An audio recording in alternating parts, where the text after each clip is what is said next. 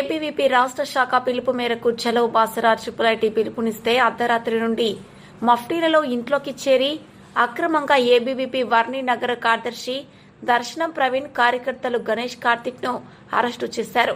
అలాగే బస్టాండ్లో రైల్వే స్టేషన్లో తనిఖీలు చేసి మరి విద్యార్థి నాయకులను ఆపుతున్నారు. రాష్ట్ర ప్రభుత్వానికి ఏబీవీపీ నుండి ఒకటే హెచ్చరిస్తున్నాం.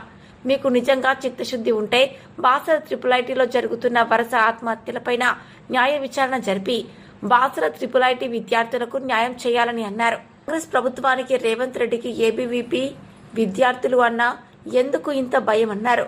ఎందుకు ఈ అక్రమ అరెస్టులను ప్రశ్నించారు. స్వాతిప్రియ ఆత్మహత్యతో పాటు వరుస ఆత్మహత్యలపైన విచారణ జరిపించి బాధ్యులపైన కఠినంగా చర్యలు తీసుకోవాలన్నారు. ఏళ్ల తరబడి ఖాళీగా ఉన్న టీచింగ్ మరియు నాన్ టీచింగ్ సిబ్బందిని నియామకం చేసి యూనివర్సిటీని కాపాడాలన్నారు. బందీఖానాను తలపిస్తున్న బాసర ట్రిపుల్ విద్యార్థులకు స్వేచ్ఛా స్వాతంత్రాలు కల్పించాలి. విద్యార్థులకు నాణ్యమైన విద్య అందించాలి.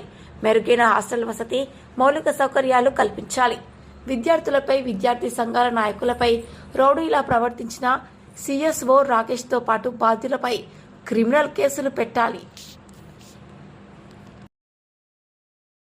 అఖిల భారతీయ విద్యార్థి పరిషత్ ఈరోజు చలో బాసర ట్రిపుల్ ముట్టడించడానికి కోసం అని చెప్పి రాష్ట్ర వ్యాప్తంగా ఏబీవీపీ నాయకులు కదిలేస్తే ఎక్కడికక్కడ బస్టాండ్లలో, రైల్వే స్టేషన్లలో, ఆటో స్టాండ్లలో ఎక్కడికక్కడ అరెస్ట్ చేయడం, ఇది సీఎం రేవంత్ రెడ్డి ఈ అక్రమ కేసులు పెట్టడం, బనాయించడం మంచిది కాదని చెప్పి ఈ ఏబీవీపీ ద్వారా హెచ్చరిస్తూ ఉన్నాను.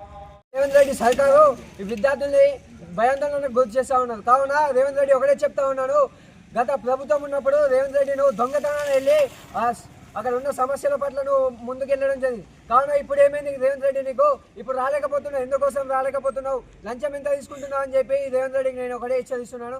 ఖబర్దార్ రేవంత్ రెడ్డి.